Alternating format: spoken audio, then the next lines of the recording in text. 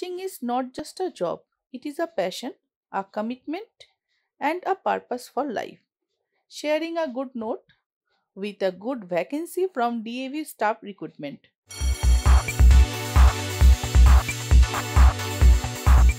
Hello everyone, welcome to a new video. আমি দীপিকা। কেমন আছো তোমরা? আশা করি তোমরা ভালো আছো। আমিও ভালো আছি। আমি এর আগের ভিডিওতে তোমাদের সাথে শেয়ার করেছিলাম যে ডিএভি স্টাফ রিক্রুটমেন্টের থেকে ভ্যাকেন্সি বেরিয়েছে টিচিং এবং নন টিচিং স্টাফদের জন্যে। আজকে এই ভিডিওটা মধ্যে আমি তোমাদের সকলকে শেয়ার করব যে টিচিং এবং নন টিচিং স্টাফের জন্যে তোমাদের কীরকম এলিজিবিলিটি প্রয়োজন হবে এবং তোমরা কিভাবে ফর্ম ফিল আপ করবে। ঠিক আছে, পুরো ডিটেলসটাই তোমাদেরকে এই ভিডিওর মধ্যে আমি শেয়ার করব। যারা কি টিচিং ও নন টিচিং স্টাফের জন্যে তোমরা অ্যাপ্লাই করতে চাইছো স্কুল জবের জন্যে, সেগুলো কিন্তু আমি অবশ্যই তোমাদের এই ভিডিওর মধ্যে শেয়ার করব। তাহলে চলো আমরা ভিডিওটা শেয়ার করি। চ্যানেল নতুন থাকলে কিন্তু চ্যানেলটাকে সাবস্ক্রাইব করে নিতে হবে, ভিডিওটা পছন্দ হলে একটা লাইক করতে হবে এবং বন্ধুদের সাথে সকলের সাথে কিন্তু ভিডিওটা শেয়ার করতে হবে। তাহলে চলো আমরা দেখে নিই যে কিভাবে তোমরা অ্যাপ্লাই করবে। তার আগে দেখে নিই যে কি কি পোস্টে ভ্যাকেন্সি আছে। ওকে, আমরা ডিরেক্ট ডিএভি রিক্রুটমেন্টের আমরা ওয়েবসাইটে চলে এসেছি। ওয়েবসাইটটা তোমরা স্ক্রিনে দেখতে পাচ্ছ। তোমরা স্ক্রিনে এসে যাওয়ার পর এই পেজটা তোমাদের ওপেন হয়ে যাবে। পেজটা ওপেন হয়ে গেলে দেখো এখানে লেখা আছে টিচিং স্টাফদের জন্য আছে পিআরটি, টিজিটি, পিজিটি, নার্সারি, মিনিস্টেরিয়ালের জন্য পোস্ট আছে। নেক্সট হচ্ছে রিক্রুটমেন্টে এখানে ফেজ 1, ফেজ 2 দিয়েছে। রিক্রুটমেন্ট প্রসেসটাও কিন্তু আমি তোমাদের সাথে এখানে শেয়ার করে দেবো। সব ডিটেলসটাই কিন্তু তোমরা এখানে ভিডিওর মধ্যে পেয়ে যাবে। তো ভিডিওটা খুবই ইম্পর্টেন্ট হবে, ভিডিওটা পুরো দেখবে। ভিডিওটা দেখার পর কিন্তু অবশ্যই তোমরা ফর্মটা ফিল আপ করে দিও, যেটার জন্য তোমরা অ্যাপ্লাই করতে চাইছো, যে পোস্টের জন্য অ্যাপ্লাই করতে চাইছো। ইদার তোমরা teaching post, PGT, TGT, PRT, or তোমরা নন টিচিং পোস্ট। ওকে, তো দেখো এখানে ভ্যাকেন্সিস অ্যান্ড এলিজিবিলিটি দিয়ে দেওয়া হয়েছে।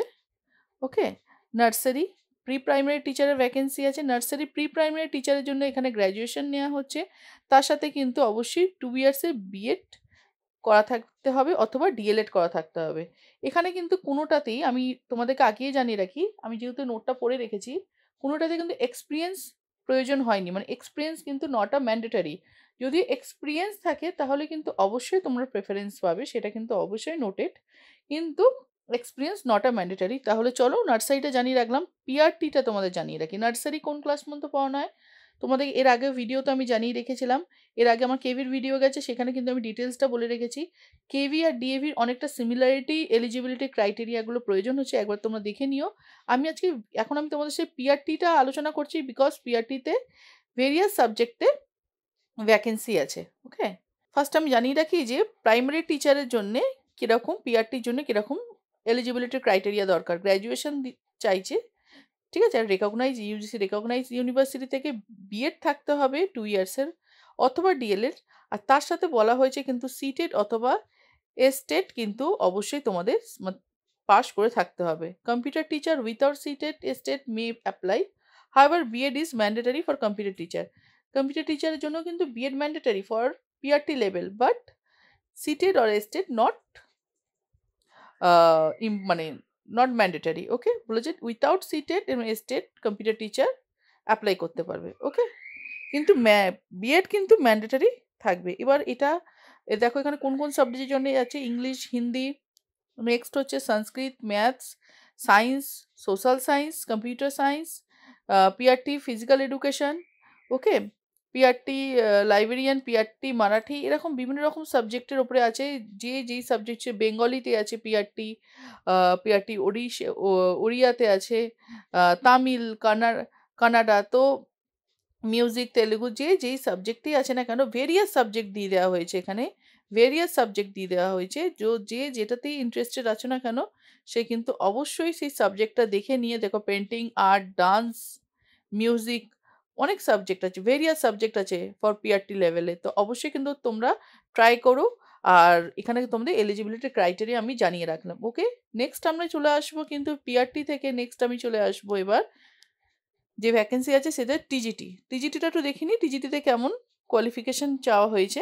টিজিটিতে দেখো এখানে বলা হয়েছে যে ট্রেন্ড গ্র্যাজুয়েট টিচারকে টিজিটি বলা হয়। গ্র্যাজুয়েশন ইন সাবজেক্টে বলা হয়েছে with 50% marks UGC recognise university, মানে গ্র্যাজুয়েশন থাকতে হবে তোমার অ্যাডভার্টাইজ সাবজেক্টের উপর যেটা 50% থাকবে, বিএড অর বিএলইডি থাকতে হবে ফ্রম এনসিটিই রেকগনাইজ কলেজ থেকে, সিটেড অবশ্যই কোয়ালিফাইড হতে হবে।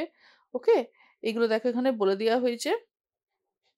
And physical education, regional language, librarian, art, painting, music and dance candidate with less than 50% may apply. তাদের যদি 50% নাও থাকে গ্র্যাজুয়েশনে, দে আর অলসো অ্যাপ্লাই।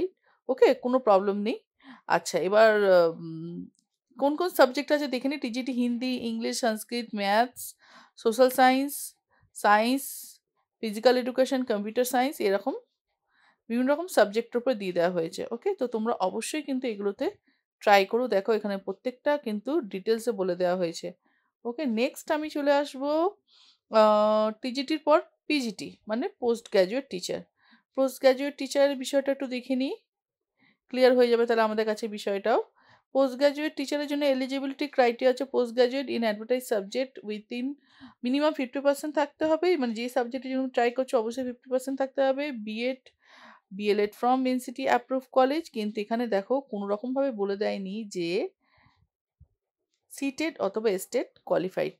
ঠিক আছে, physical education candidate with less than 50% may apply. Okay, তো এখানে কী কী সাবজেক্টের জন্য দেখে নিই। ইংলিশ আছে, হিন্দি আছে, ফিজিক্স আছে, ম্যাথ আছে, পিজিটি বায়োলজি আছে, কেমিস্ট্রি আছে, history, geography, economics, political science, computer science, commerce, physical education,